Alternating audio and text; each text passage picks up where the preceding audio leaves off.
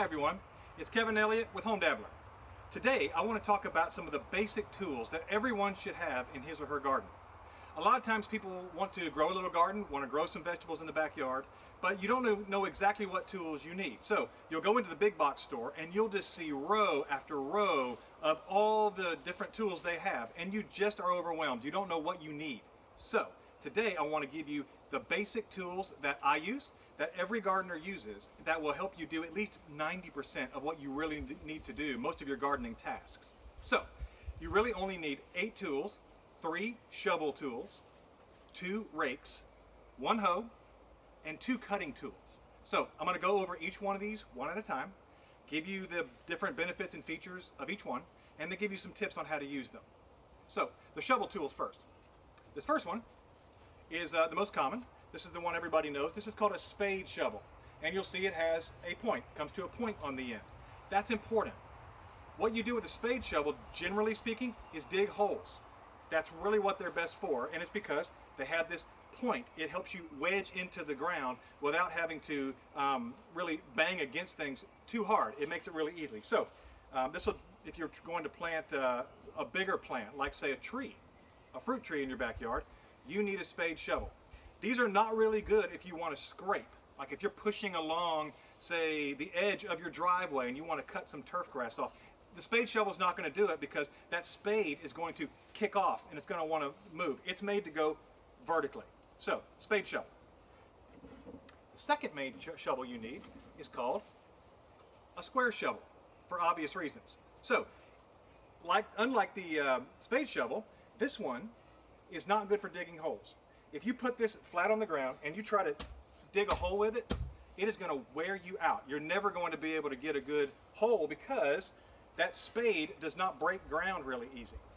Or the square does not break ground real easy. What it will do though is it's wonderful for scraping. So if you have to do anything horizontal, if you're trying to smooth out some dirt, if you're going along your driveway and you want to scrape that turf off, this is a perfect tool for that. If you have, say, a drain out that drains your yard somewhere and it gets sand and sediment and crud, you need a square shovel. So, invaluable tool.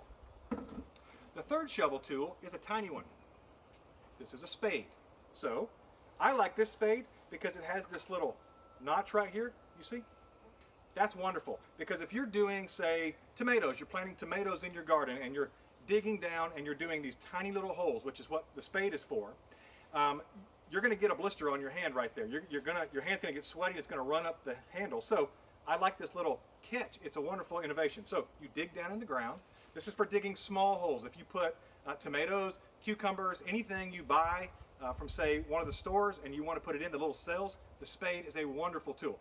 This is also invaluable if you're doing container gardening. You need a spade. So those are your shovels. Your 2 rake tools. Number 1 is your big standard rake. Now, a couple of things to notice about this one. 1, it's flexible. And that's a good thing if you use it properly. So a regular rake, because it is flexible, it's really good for raking things off the surface of the ground. So leaves, or in the south we have a lot of pine straw. You just want to rake it up into a pile. That's what this one is great for. Nice and wide. You also see that in between the tines right here, remember the one your grandmother used to have, the old metal one, where it was sort of real flexy and I don't like those. I like these that have the nice wide space in between the tines. That way you leave little bigger sticks and things behind and you can just get the leaves. These are also much less likely to clog. So these are really good. The downfall of these is that if you're in your garden and you need to rake up, say, dirt, up against, say, potatoes, if you're going along your potatoes and you're trying to rake up that dirt, these, because they're flexible and floppy, it's going to be a really hard thing to do. If you have leaves that are wet, so if you're raking after a rain, this is not going to be the very best tool. But if you have nice, dry, light material that you want to rake into nice, neat piles, this is the rake for you. Next is one of my favorite tools in the garden by far. It's the hard tine rake. The tines are made of metal. They're really stiff. You'll see that the comb across the front is much more narrow than the other rake. So this one is not good for raking up your average, say, leaves in the backyard. This one is great for doing those heavier jobs like dirt. So if you are going along your potatoes and you're raking up a pile of dirt or a pile of wet leaves or something, straw or pine straw that is wet and heavy, this is a wonderful tool. This is also really good. You can flip it like that, put it on top of your dirt. If you just need to spread some dirt really nice and even, this tool is wonderful for that. The downside to this is if you try to rake up leaves like with that one, you're going to catch every little root and every little thing in the ground, and it's going to want to pull it up because it's so stiff, there's no give. So these two rakes, between them, you can do just about whatever kind of gathering and raking job you need to do in the garden. Get yourself a hard tine rake. Now the hoe. This is the classic farm implement, right? This is the one that everybody knows. If you know one tool, you know the hoe. So a hoe, the best thing about it is it's made for digging little trenches, which of course in the garden, if you're digging long rows, the hoe is wonderful for that. It can also be really good for getting right up against a plant. So if you're trying to weed and you're trying to get you don't want to get down there with your hands, you can get underneath it and get down in there with the hoe. But here's how I use it more often than not. I don't hit it flat on the ground, so don't rake flat like this with it. Turn it on its end, like that. Use that corner, because now what you're doing is you have a miniature plow. So when you're digging in your garden and you want to dig a trench to, say, put some seeds in or some drip irrigation, turn it on its end. See, then you won't get as much drag in the dirt. You can turn it up. This point will go down in the dirt and dig a beautiful little trench for you. So it also, you'll notice, see how it kind of flops? If you get a hoe and it's floppy like this, it's not broken. That's okay. What that is it gives you a little bit of play so you can actually get in there and dig a little bit better. So don't be alarmed by that. So there's your hoe. Now the two cutting tools. I'm going to start with the big one first. These are called lopping shears. And what they're made to do is to cut bigger branches, bigger material. Don't put your finger in there, extremely sharp. But you can see anything that will fit in there, so up to say an inch or more, you can chop it. Big items. These are really helpful for limbs on trees, of course, if you're trimming your trees around your yard, or if you, at the end of the year, if you have your tomatoes have gotten really, really big around and they're dead and you need to cut them back, lopping shears are really good for that. I like this particular pair because, check this out. You can extend the handles out, and so now I have extra reach. Really, really handy. So those are your lopping shears. And another one of my favorite tools. I use this one probably 2 to 1 of any other tool in the garden. These are my pruning shears. Now, you can see a smaller version of the lopping shears. It has the same crescent blade in there.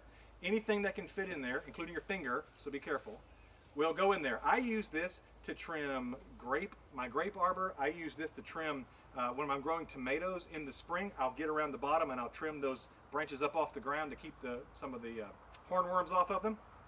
Also, if you're tying up like tomatoes and you're using garden twine, these are wonderful for that. You can put the twine over the blade and use it as a cutter, and that way you don't have to carry scissors also. Now, these are super versatile and really, really wonderful to have around. My favorite thing about them is they slide into my back pocket, and then I have my hands free. I can just grab my pruning shears whenever I need them. So these tools, like I said, will help you accomplish almost all of your gardening tasks. They don't cost that much. You can probably get all of these for less than $150 if you buy a pretty decent set. And one other thing I want to mention, you'll probably notice the multi-colors. I have red and blue and orange and all that, and that's because these handles are made of fiberglass. Now, handles generally come in a couple of different types. They come in wood, which you've probably seen, wooden, and fiberglass. And a lot of times people have a preference. Here's why I like fiberglass. 2 reasons. One, they're a little more lightweight. The wood is pretty heavy, as you can imagine, and the fiberglass is just a different material. It doesn't wear you out as much, and especially if you're new to gardening and you don't do a lot of physical activity like that, these fiberglass handles are wonderful. The other thing is, for me, is because I live in Florida, I live in a pretty hot and steamy climate, and I leave my tools outside a lot. I'll leave them under the eave of my house or something, I don't have a garden shed. I like to be able to grab them. And if you leave wooden tools out, as you know, and I probably shouldn't, but I do, if you leave them out, then the elements are going to get to them, and eventually they're going to splinter. They will get really rough and you'll get splinters in your hands. And also they will rot, and then one day you'll be out there hoeing in the garden and it will break off right there. So I really like the fiberglass tools. They cost just a little bit more than the wooden ones, but I think it's really worth it in the long run. I've had some of these tools for more than a decade and I use them all the time. So those are the basics of your garden tools, and I hope you can go out there, get some of these, and have a really great garden this spring. Thanks.